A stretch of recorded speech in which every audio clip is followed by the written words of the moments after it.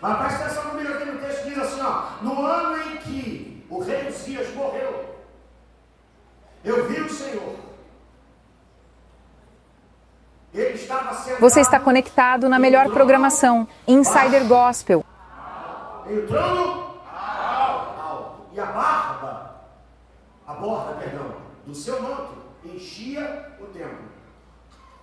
Acima dele havia serafins, cada um com 6 asas, com 2 asas cobriam o rosto, com 2 cobriam os pés, com 2 voavam. Diziam em alta voz uns aos outros,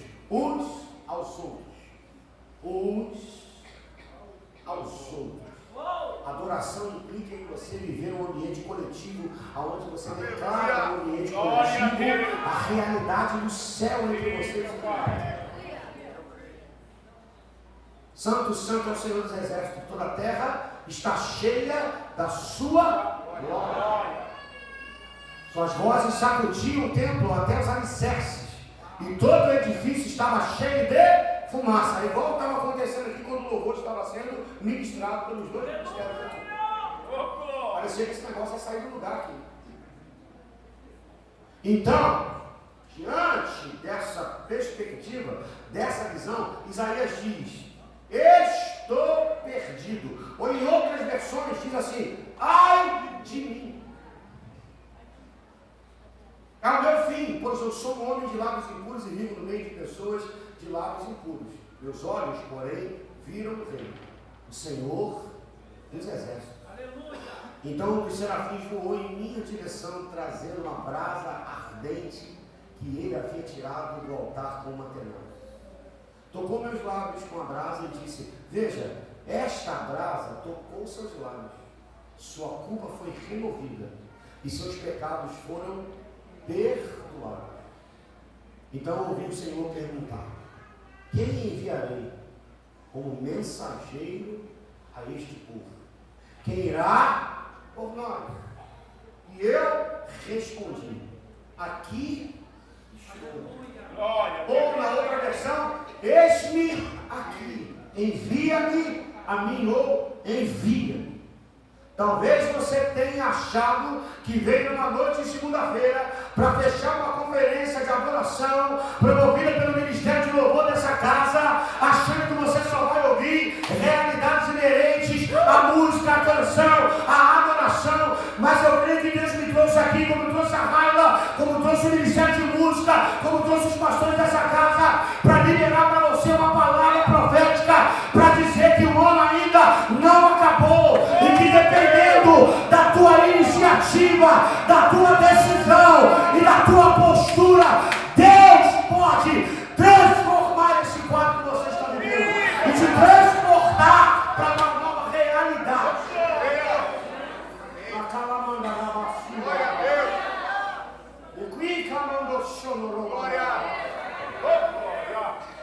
E essa realidade tem a ver com entender o que nós somos e o que Deus é. Porque o tema deste encontro é quebrando o meu vaso. Não é o vaso do vizinho, não é o vaso do outro, não é o vaso da minha irmã, não é nem esse vaso que está no altar, é o vaso que você carrega. E o vaso que você carrega é você. Não é o adereço que você tem. Você é o vaso. E segundo o apóstolo Paulo, o vaso tão simples, tão humilde, que nele inclusive é depositado algo extraordinário, que é a presença de Deus. Ele vai dizer: temos um vaso de barro, no qual a graça, a excelência de Cristo é depositada sobre ele. E o vaso, para ser legítimo, ele precisa ser um vaso sem cera. Vaso original, vaso bom, independente da performance ou até mesmo do acabamento do vaso, para ser vaso perfeito precisa ter uma estrutura que não tenha defeito. Não sei se você sabe, mas em Roma, no início da igreja, haviam construtores de vaso, oleiros, que faziam vaso, e alguns deles, quando iam para queima, tinham suas rachaduras. Aparentavam a rachadura, então para o oleiro não perder, o artesão não perder dinheiro, para não deixar de ter lucro, eles passavam cera no vaso, que servia para ocultar algumas pequenas falhas que havia no vaso. Só que Deus chamou a mim e você para sermos vasos sem imperfeições e vasos sem disfarce, sem cera. E a palavra sinceridade deriva daí. Sem cera. É por isso que Deus vê o nosso interior. E é por isso que Ele nos considera como um vaso tão simples, mas aonde dentro de nós é colocado o poder sobrenatural. Pastor, o que tem Isaías com o tema desse congresso e com a palavra que você vai ministrar? É porque se nós olharmos isso aqui no mesmo sentido, como creio que foi uma inspiração para que a gente pudesse vir para cá e entender que o vaso não é o que a gente carrega, vaso somos nós, no adereço que você anda com ele, somos nós. Em alguns momentos esse vaso precisa ser quebrado, ou seja, refeito, para que então o Senhor possa reconstruir em nós a realidade que Ele quer, e colocar nessa estrutura, isso que é a nossa vida, o que Ele deseja que seja ministrado. Aí entra Isaías, o que eu gosto de chamar, quem eu gosto de chamar do doutor estranho das Escrituras, pastor Leandro. Porque o profeta Isaías é um negócio impressionante. O profeta Isaías é esse cara que está andando na terra, no tempo dele, e de repente o céu abre e ele ouve a voz de Deus, igual o Cid Moreira: Isaías, meu servo, vou te contar mais uma revelação. Aí, por exemplo, no meio do trajeto, Isaías recebe uma revelação de que Jesus tomaria sobre si as nossas dores e as nossas enfermidades. Que o castigo que nos traria a paz estava sobre ele. E que pelas suas pisaduras nós não seríamos, nós fomos sarados. Só que o louco não é receber a revelação. O louco vai receber a revelação 700 anos antes de Jesus pisar na terra. Porque era essa data da vida de Isaías. Jesus não tinha nem sido cogitado de entrar no ventre de Maria. Isaías tinha recebido a palavra. Então era um profeta que recebia a revelação, carregava ela consigo, não abria mão da sua convicção e proclamava que tudo aquilo que é crido por nós precisa ser declarado.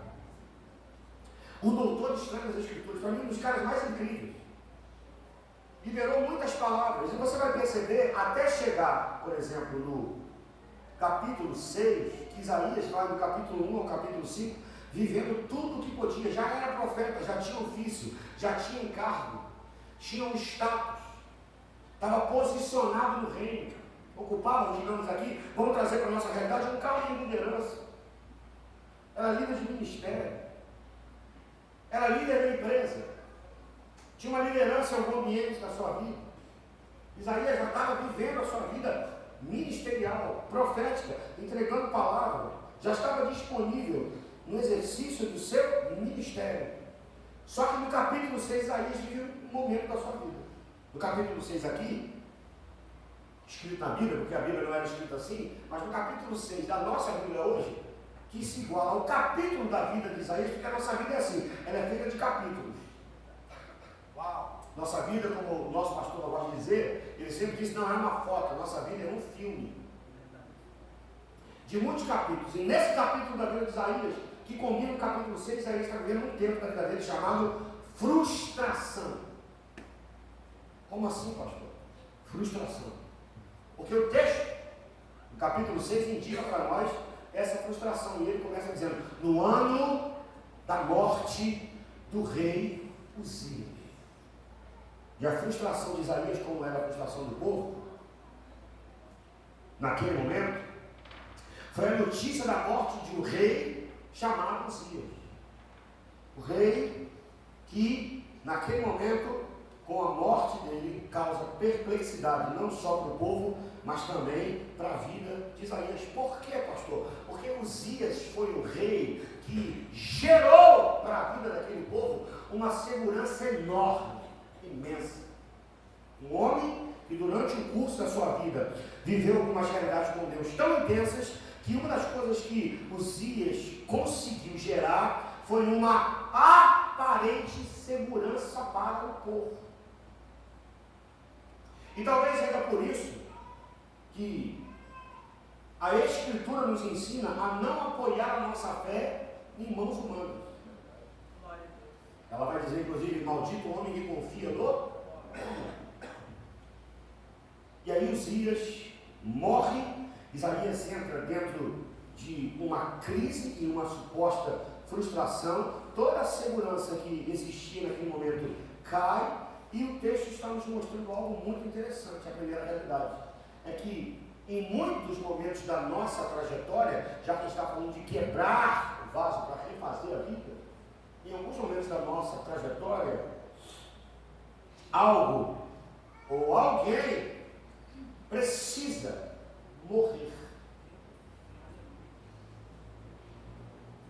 Algo ou alguém precisa morrer. Assim como Uzias precisou morrer para que Isaías tivesse os seus olhos abertos em alguns momentos da nossa vida. Eu não sei o que é ou quem é, mas em alguns momentos Deus permite que algumas coisas morram, se percam na nossa vida, para que os nossos olhos comecem mais uma vez a enxergar. Deixa eu repetir para você, Projeto Sal e Luz. Em muitos momentos alguma coisa ou alguém precisa ir, morrer. Eu não quero usar o sentido literal da palavra morrer. Pode ser se distanciar, se apartar, o capítulo trocar, para que então os teus olhos comecem a enxergar Deus de uma forma maior, ou Deus como Ele deve ser na sua vida.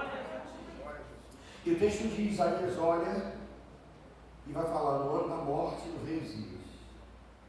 Porque quando algo ou alguém que oferece uma suposta segurança para nós morre, para mim, para você, quando algo ou alguém passa na nossa vida, a possibilidade da gente viver, ou a oportunidade de ter os nossos olhos abertos, acontece. Então Isaías está nessa função profética, vivendo toda a sua realidade, profetizando, cantando, ministrando, liderando, vivendo tudo debaixo da graça de Deus, clamando inclusive para o povo, entre Deus e o povo.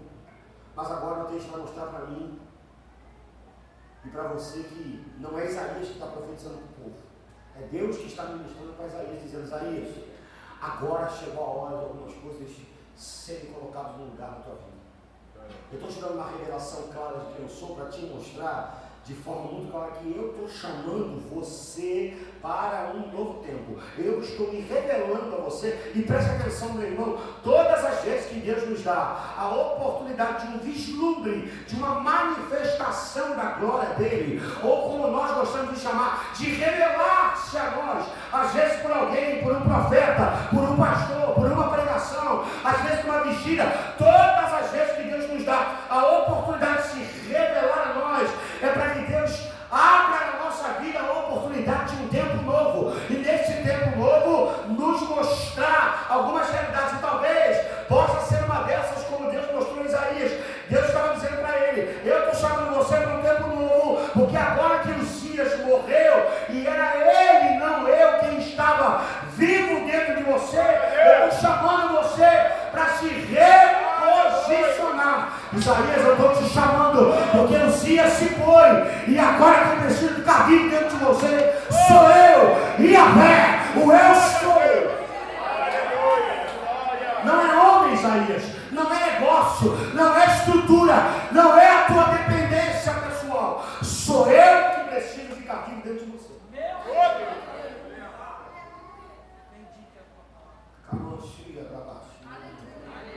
Fala conosco. Porque o que está vivo dentro de você, Isaías, aparentemente, na verdade, está morto. Então o que estava vivo e que estava enganando você era humano, não era meu, até esse tempo. E isso estava impedindo você de me enxergar, isso estava impedindo você de me ver.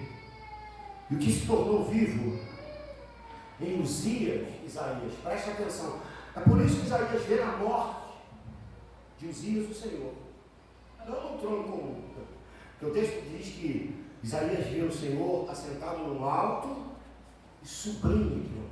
Aleluia. Porque o reinado de Uzias era muito forte na terra, o que talvez nem o próprio Uzias tivesse noção, era que sempre existiu um reino muito maior do que o dele. E ele experimentou isso até um tempo. O que se tornou vivo em Uzias o matou, Isaías. Porque ao invés de viver para mim, ele quis viver para o seu reino. Perceba uma coisa, igreja. Uzias morre e Isaías, isso aqui é muito lindo, pastor Leandro. Uzias morre e na experiência com Deus, Isaías primeiro vê a glória de Deus. Que ele vai dizer, ai de mim. Mas antes ele vê o Senhor assentado no alto sobre o trono. Olha como é que Deus é um Deus que não respeita a lógica. É por isso que o assim diz o Senhor não respeita a lógica. O texto vai dizer que quando Isaías vê essa realidade, ele vê a glória primeiro, só para depois a iniquidade ser tirada. E perceba a graciosidade de um Deus que te ama tanto, que mesmo dependendo dos carrapichos que eu e você temos agarrados dentro de nós, carrapicho, que as coisinhas que a gente tenta não consegue arrancar, depois quando fica, insiste. É por isso, por exemplo, que uma das madeiras, a madeira escolhida para fazer a arca, uma madeira cheia de nó. Uma madeira cheia de nó, chamamos assim, cheia de defeito. Mas é nesse tipo de madeira que Deus constrói um objeto que vai simbolizar a presença dele. Porque não tem a ver com a gente se consertar para receber. Se Deus quiser, ele se manifesta para você. Mas toda vez que ele se manifesta para você, é para você sair do lugar onde você está e viver uma outra realidade. Se a presença de Deus verdadeira e genuína se manifestar para você, eu te garanto uma coisa, você não fica do jeito que está. Glória a Deus. Pode rodar na vigília, pode rodar no manto. Quando a gente vai na quinta-feira, roda, sapateio. Se Deus penetrar o teu interior, isso tem que fazer você se tornar um homem melhor, uma mulher melhor, um jovem melhor, um adolescente melhor, um ancião melhor, porque a glória depositada em nós nos leva para outro nível.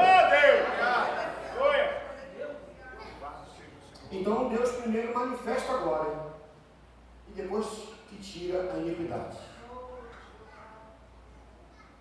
Isaías então tem a constatação da glória de Deus, e aqui é a grande realidade. E talvez eu entenda um tanto quanto, quando a Raia estava aqui cantando, e chega um momento que ela não aguentou, a cabeça dela caiu aqui em cima do púlpito.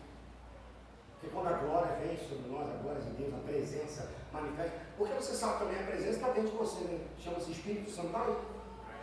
Porque uma coisa é você ter a presença, outra coisa é você manifestar a presença de Deus no coração. Mas quando ela vem, reconhecer a presença, você se derruba e diz assim, Senhor, é bom adorar o Senhor, é bom exaltar, é bom glorificar, mas eu não sou digno dessa realidade, mas ainda assim o Senhor quer, eu não sou o Senhor quer, eu não sou o Senhor quer, eu não sou o Senhor quer, então eu quero, eu adoro, eu exalto, eu glorifico o Senhor ainda assim, eu quero querer o Senhor.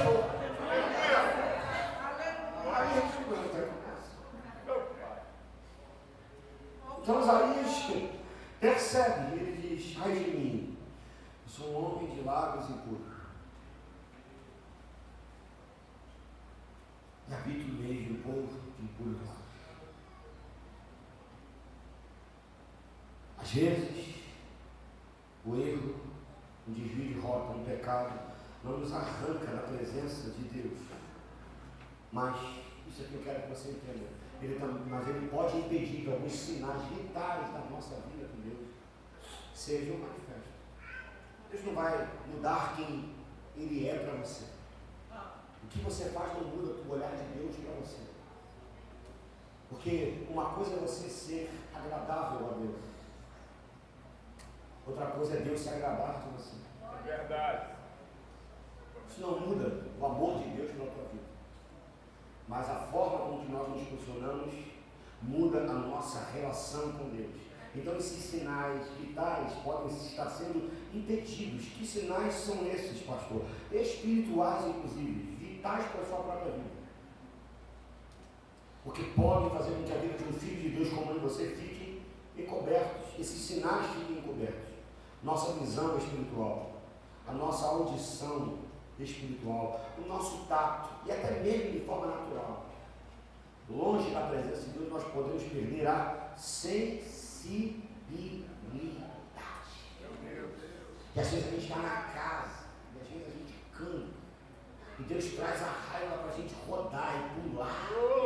E a pastora Ivana, e o Samuel, e o pastor Leandro, e você vem domingo, mas você está insensível, porque está só dentro do movimento, mas não está mergulhado na essência, porque algumas realidades que precisam morrer ainda insistem em permanecer na sua vida, e você está como se estivesse insensível à presença. O que isso tem a ver com o congresso de adoração, pastor?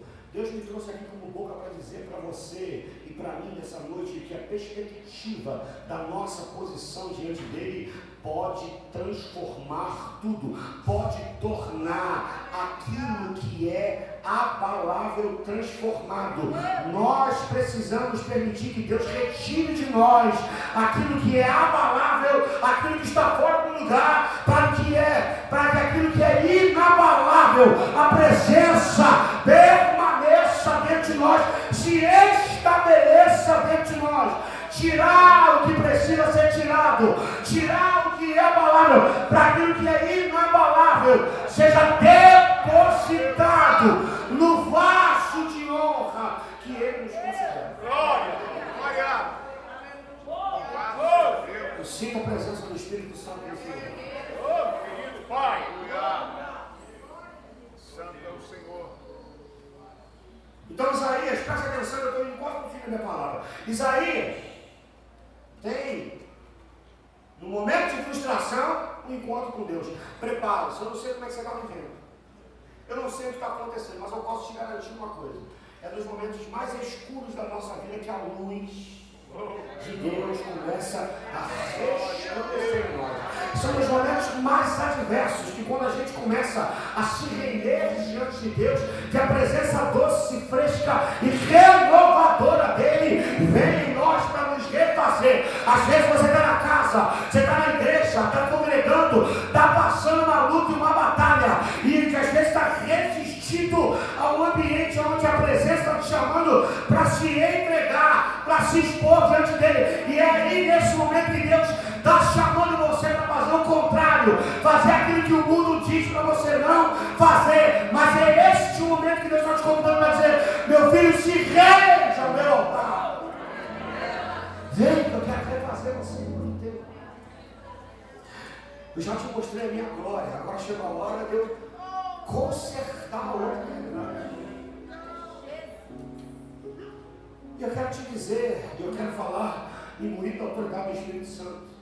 E talvez como Deus falou para Isaías, está dizendo para nós aqui nessa noite.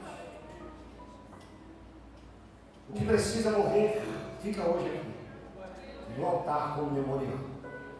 E agora a minha presença em você, refazendo tudo, vai te levar a entender que você não precisa caminhar como Uzias, por exemplo, viveu. Porque o paralelo desse texto é o rei Uzias. Alguém que aparentemente deu a Isaías uma suposta, equivocada segurança. E quem era Uzias? Rapidamente para você entender. Lá no texto de 2 Crônicas, no capítulo 26, o texto diz que Uzias foi um rei levantado. E o texto vai dizer no verso 1 ao verso 5 o seguinte: que enquanto Uzias buscou a Deus, enquanto Uzias orava a Deus, enquanto Uzias consultava ao Senhor, tinha uma vida de adoração, uma vida devocional, uma vida de quebrantamento, uma vida de intimidade. É por isso que louvor não é um ato, louvor é a expressão de uma vida de adoração. O louvor é a expressão, a adoração é a vida que você entrega. E o texto vai dizer que enquanto Uzias buscou, o Senhor abençoava. Enquanto orava, o Senhor o acrescentava. Enquanto se consagrava, Deus abençoava a vida de Uzias. Existe uma matemática no céu que não muda, meu irmão. Você quer viver uma vida de poder em Deus? Viva uma vida de consagração e de entrega. Porque quanto mais você se nega, mais a presença vem. Quanto mais você se rende, mais a presença te habilita. Quanto mais você desce, mais Deus te exalta. O texto diz que Uzias então buscava. E tudo que Uzias fazia, enquanto buscava Deus, o fazia prosperar. É por isso que eu comecei essa palavra dizendo que o verdadeiro significado da palavra prosperidade é ter Deus na tua vida. O salmista no Salmo 23 vai dizer: o Senhor é meu pastor e eu não tenho falta de nada. Não é que nada vai te faltar. É que se Ele está na tua vida, você não precisa ter falta de nada. Porque Ele é o suprimento que você precisa. Tem uma versão, pastor, nesse texto no original que diz: o Senhor é o meu pastor e Ele não me falta. A Escritura vai dizer que enquanto Uzias buscou a Deus o fez prosperar. Mas aqui no versículo 16 do texto de 2 Crônicas 26 diz assim: mas havendo-se já fortificado, porque Uzias foi um rei que teve um exército considerado inabalável, e essa força bélica de Uzias era tão forte que promoveu descanso ao povo. Havendo-se fortificado, exaltou seu coração para a sua própria ruína e cometeu transgressões contra o Senhor, seu Deus.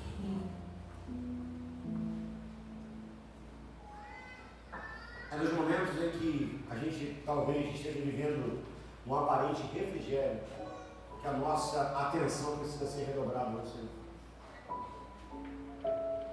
E o texto vai mostrar então que Uzias buscou e prosperou. Mas, num dado momento, Uzias troca o rei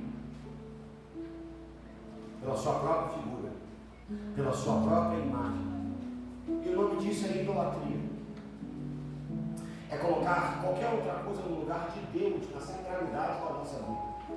E essa outra coisa pode ser tudo que você pode imaginar: dinheiro, carro, posse, fama, influência. E talvez a sua própria vida, seu próprio chamado, seu próprio ministério. Em alguns momentos a gente é achado nesse lugar e nem percebe. E como eu não sou o tipo de pessoa que prega sobre essas realidades para falar dos outros, eu gosto de falar de mim, e a minha mulher está aqui, eu posso dizer para você, por exemplo, quase 12 anos atrás, um pouco mais, imagino que seja isso. Eu era advogado, estou deixando essa semana, agora, até o dia 30 de novembro, de advogado, definitivamente. Já parei e agora vou suspender minha carteira. Mas alguns anos atrás, mais de 10 anos atrás, eu ganhei um bom dinheiro no processo. E não ouvindo a minha esposa, também, porque Deus eu não tinha ouvido no início, e quando você não ouve Deus primeiramente, todo mundo que está na linha sucessória cai. O nome do que eu vivi foi obstinação. Eu comprei um terreno que não precisava comprar, ela não concordou. Nós compramos um negócio de família que não era para comprar, ela falou para não comprar, eu queria proteger, comprei errado. E aí eu resolvi querer viver o meu ministério por minha conta. Peguei um dinheiro, passo esse dinheiro, botei numa conta. E eu fui querer bondosamente viver para o Senhor, para o reino. A única coisa que eu esqueci de resolver era com o meu pastor, com a minha liderança, com a igreja que eu servia. E como eu tenho uma profeta em casa, e eu posso dizer isso, eu ouvi assim: já foi lá conversar e resolver? Não, Deus vai resolver. Fica tranquilo que o Senhor vai fazer, eu estou frutificando. Resumo da história: os terrenos até hoje estão com execução na justiça. O negócio da família não há problema, não tem solução, mas também. O negócio da igreja, do chamado, no dia que o negócio bateu, você está faltando um mês. Eu bati na reunião, quem ouvi, era o óbvio. Eu não tinha nada resolvido com Deus, como é que eu tenho resolvido com os homens? Porque às vezes a gente quer fazer trato conosco mesmo. Está colocando Deus num lugar que Deus nunca esteve. E o ídolo que eu levantei foi a minha obstinação. Resultado: Deus me puniu? Não, foi eu que me puni, foi eu que cacei, foi eu que fiz. Eu não tinha nada a ver com isso. Imagina que eu estava fazendo assim. Fui para a vigília no ouvido. Foi para a reunião de oração no ouvido. Pregou sobre isso. Mas o coração estava tão fechado que perdeu os sentidos espirituais. Não estava percebendo mais. Agora eu preciso consertar. Vou mostrar a minha face, misericórdia. Mas agora eu vou conduzir ele de novo pelo caminho. Dos 10 anos, mais 10 anos depois, até uma palavra que 20 anos antes, que tinha sido liberada, se cumprisse na minha vida. Que palavra é essa, pastor? Ser ordenado para o ministério. E como Deus não respeita a lógica, quero dizer isso para vocês, como é que sabe como é que eu fui separado do ministério? No quintal da minha casa, no tempo da Covid. Eu tinha um negócio que eu dirigia, chamado Torre de Geração, que tinha 12 loucos, mas louco de pedra, irmão. Tanto que o nome da Torre de Geração se chamava Caverna de Adulão. E foi ali, quando nós menos imaginávamos, que Deus resolveu mudar a sorte do meu chamado. Porque o assim diz o Senhor não respeita a lógica. Foi um momento em que não tinha dinheiro para pagar salário, não tinha lugar para trabalhar, para exercer o ministério. Mas foi assim que Deus reconstruiu. Deus vai mostrar que Uzias decide abrir mão da presença de Deus e vive o seu próprio caminho. E Deus está me chamando nessa noite aqui, eu tenho muita clareza disso, para obedecer os princípios da palavra: quebrantamento, entrega.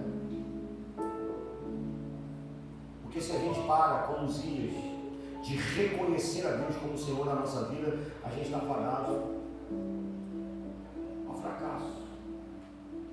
E talvez Deus tenha chamado você nessa noite para encerrar essa conferência comigo, como eu estava ali, para derramar o teu vaso e dizer: Senhor, como diz o salmista, sonda o meu coração. Sonda, meu Deus.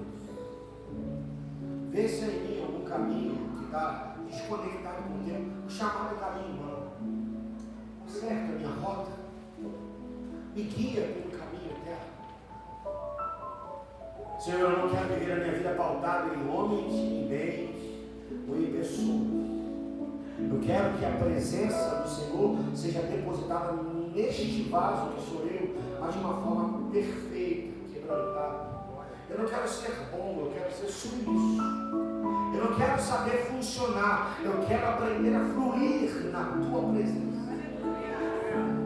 E eu só posso, Pai, ver isso se a presença do Senhor estiver em mim. Então eu quero tomar Isaías e Uzias aqui como exemplo para nós. Para que a gente perceba que como Uzias errou, nós não precisamos errar. Precisamos manter Deus no centro da nossa vida. Para que todos os nossos sentidos espirituais tornem-se cada vez mais aguçados e sejamos como homens e mulheres iguais ao profeta Isaías, reconhecendo a presença, reconhecendo a glória, reconhecendo o poder que Deus derrama no seu altar, no seu trono. Aleluia. Estejamos entregues, submissos, rendidos, porque depois de experimentar a glória, o que Deus faz em nós é arrancar os carros. E a presença desse Deus está aqui para isso nessa noite. E talvez você possa se perguntar, como eu já me perguntei muitas vezes: como é que eu vou fazer isso? Eu não lidero na igreja, eu comando gente, eu tenho influência, eu canto, eu pulo, eu rodo, eu prego, eu evangelizo, eu lidero. Como é que eu vou me expor? Isaías era um profeta, meu irmão. E a primeira coisa que Isaías foi dizer foi: ai de mim. E o ai de mim aqui você pode também entender como: eu não sou nada diante de quem o Senhor é. Mas eu quero encerrar esse texto dizendo para você o seguinte: a história de Isaías não para na confissão do pecado. A história de Isaías não para no reconhecimento do que ele é. A história de Isaías continua com Deus.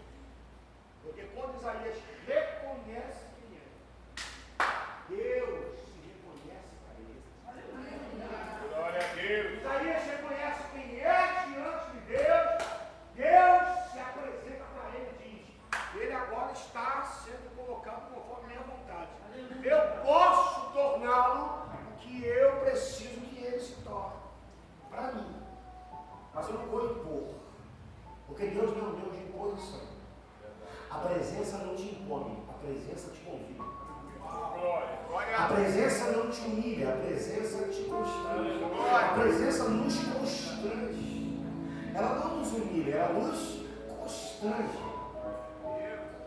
E aí Deus pergunta: quem há de ir por nós? E perceba que não é só Deus, é a célula eterna de Deus. É o Pai, é o Filho e é o Espírito Santo. É aquele que te formou,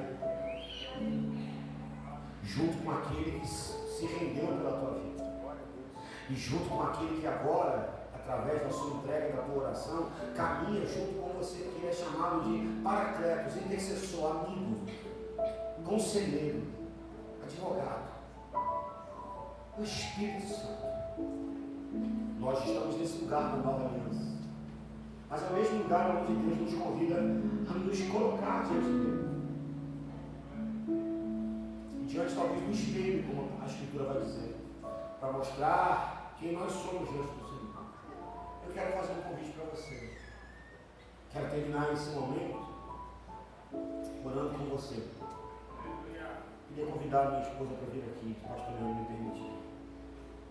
Talvez você esteja aqui. Eu queria convidar você a ficar de pé, em nome de Jesus. Talvez você esteja aqui, veio numa conferência de adoração, não sei se a Raia vai subir. Veio para uma conferência de adoração, veio encerrar esse tempo aqui nessa segunda-feira, e Deus trouxe através de uma palavra não para expor você, mas para te fazer um convite. E a minha pergunta é: o que talvez precise ficar hoje aqui no altar? O que talvez hoje precisa ser trocado? O que talvez hoje precisa que Atenais, com uma brasa de fogo, venha sobre você e arranque, e retire, que você precisa trazer diante do altar. Então, eu quero fechar esse tempo com você orando. Eu quero te fazer um convite. Graciosamente, eu queria convidar você a entregar isso diante do altar, que é a representação do mesmo ambiente onde Isaías estava. Esse púlpito é apenas uma representação, como era do trono onde se apresentou, porque o lugar correto é a presença, e a presença de Deus está aqui nesse lugar. Então, meu irmão, não conheça a tua história, mas seja o que for que precise ficar aqui. Não é para exposição, é para selar um novo tempo. Eu quero te fazer um convite. Enquanto a Raia eu queria convidar você. Sabe o seu lugar? Eu quero orar com você aqui junto com a minha esposa. Por favor, se você precisa se render, sai do seu lugar e vem. Estou no meu jardim, tranquei a porta, abri meu coração, reguei minhas raízes com minhas lágrimas. Vontade agora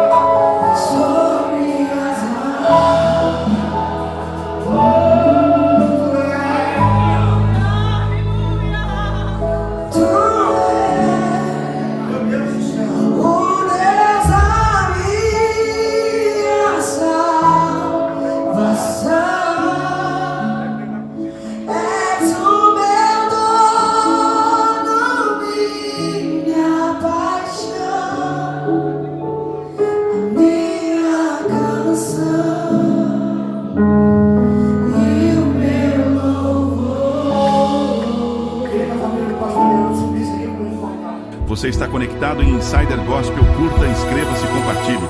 Anuncie o evangelho de salvação a todos os povos.